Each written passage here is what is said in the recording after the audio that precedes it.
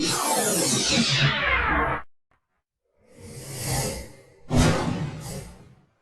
हम पढ़ेंगे कबीर की साखियां कक्षा 10 की पाठ 1। साखी की व्याख्या से पहले हमें उसका प्रसंग लिखना होता है। तो प्रसंग कैसे लिखते हैं, चलिए मैं आपको आसान शब्दों में बता देती हूँ। प्रसंग में हमें 3 बिंदुओं का ख्याल रखना है। नंबर 1, पाठ्य पुस्तिका का नाम। नंबर 2, इसके कवि कौन से हैं। और नंबर 3, कवि ने इस साखी में या इस कविता में क्या सीख दी है या कवि क्या कहना चाहता है। बस ये 3 बिंदुओं को अगर हम लिख दें तो हमारा प्रसंग पूरा हो जाता है। चलिए पहली साखी देखते हैं।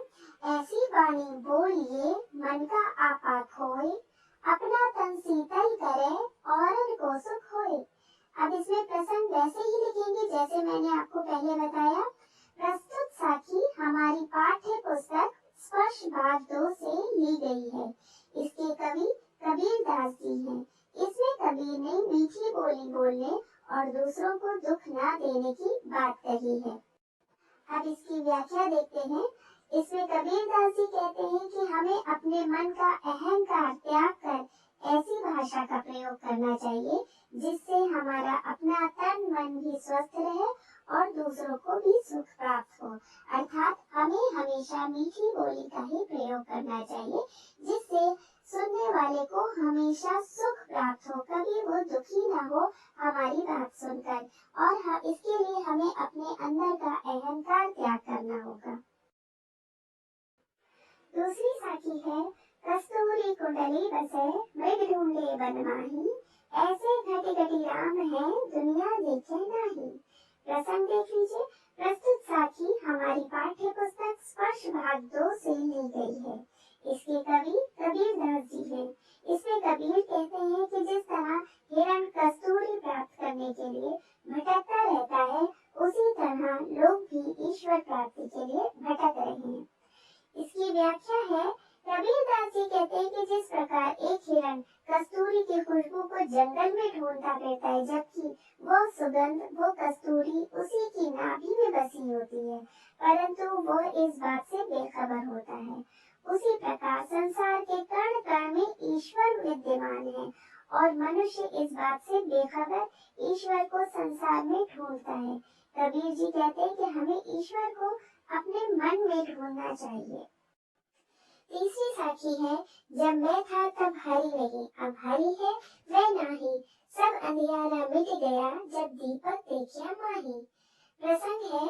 प्रस्तुत साखी हमारी पाठ्य पुस्तक स्पर्श भाग 2 से ली गई है। इस साखी के कवि कबीर दास जी हैं।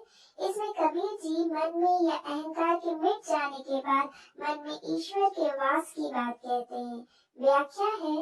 कबीर जी कहते हैं कि जब इस हृदय में मैं अर्थात मेरा अहंकार था, तब इसमें ईश्वर का वास नहीं था, परंतु अब हृदय में अहंकार नहीं है तो इसमें ईश्वर का, प्रभु का वास है।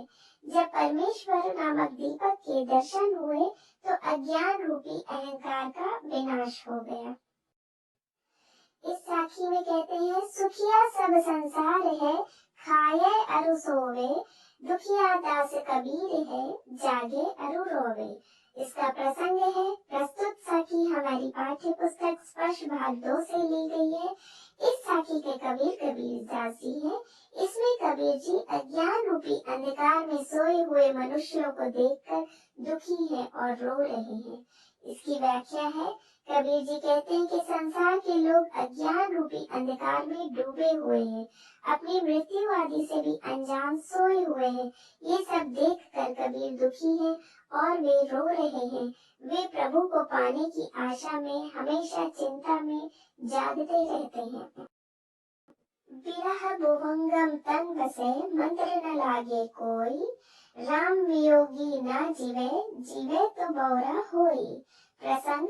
प्रस्तुत साखी हमारी पाठ्य पुस्तक स्पर्श भाग 2 से ली गई है। इस साखी के कवि कबीर दास जी हैं। इसमें कबीर कहते हैं कि ईश्वर के वियोग में मनुष्य जीवित नहीं रह सकता और अगर रह भी जाता है तो वो पागल हो जाता है। इसकी व्याख्या है। कबीरदास जी कहते हैं कि जब मनुष्य के मन में अपनों के बिछड़ने का गम सांप बनकर लौटने लगता है, तो उस पर न कोई मंत्र असर करता, न ही कोई दवा असर करती है। उसी तरह ईश्वर के वियोग में मनुष्य जीवित नहीं रह सकता, और यदि वो जीवित रह भी जाता है तो उसकी स्थिति पागलों जैसी हो जाती है। निंदक नेड़ा राखिए आंगड़ी कुटी बधाई, बिन साबण पानी बिना निर्मल करे सुबाई। प्रस्तुत साखी हमारी पाठ्य पुस्तक स्पर्श भाग 2 से ली गई है। इस साखी के कवि कबीरदास जी हैं। इसमें कबीरदास जी निंदा करने वाले व्यक्तियों को अपने पास रखने की सलाह देते हैं, ताकि आपके स्वभाव में सकारात्मक परिवर्तन आ सके। इसमें कबीरदास जी कहते हैं कि हमें हमेशा निंदा करने वाले व्यक्तियों को अपने निकट रखना चाहिए। हो सके तो अपने आंगन में ही उनके लिए घर बनवा लेना चाहिए, अर्थात हमेशा अपने आसपास ही रखना चाहिए, ताकि हम उनके द्वारा बताई गई अपनी गलतियों को सुधार सके। इससे हमारा स्वभाव बिना साबुन और पानी की मदद के ही साफ हो जाएगा। पोथी पढ़ी पढ़ी जग मुआ, पंडित भया न कोय, ऐके आशिर पीव का पढ़े सुपंडित होय। प्रस्तुत साखी हमारी पाठ्य पुस्तक स्पर्श भाग 2 से ली गई है। इस साखी के कवि कबीरदास जी हैं।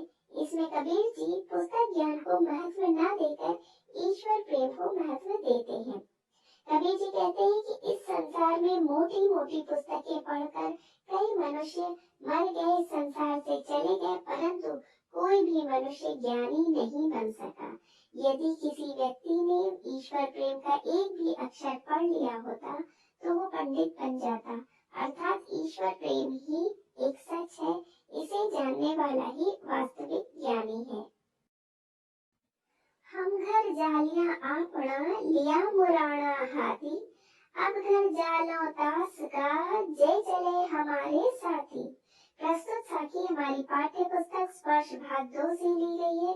इस साखी के कवि कबीरदास जी हैं। इसमें कबीर मोह माया रूपी घर को जलाकर अर्थात त्याग कर ज्ञान को प्राप्त करने की बात करते हैं। कबीर जी कहते हैं कि उन्होंने अपने हाथों से अपना घर जला दिया है, अर्थात उन्होंने मोह माया रूपी घर को जलाकर ज्ञान प्राप्त कर लिया है। अब उनके हाथों में जलती हुई मशाल है, यानी ज्ञान है। अब वे उसका घर जलाएंगे जो उनके साथ चलना चाहता है, अर्थात उसे भी मोह माया से मुक्त होना होगा जो ज्ञान प्राप्त करना चाहता है। आशा है आपको साखियों की व्याख्या और प्रसंग लिखने का तरीका समझ में आ गया होगा। अगर कुछ और इसके अलावा प्रश्न पूछना चाहते हैं तो कमेंट सेक्शन में पूछ सकते हैं। धन्यवाद।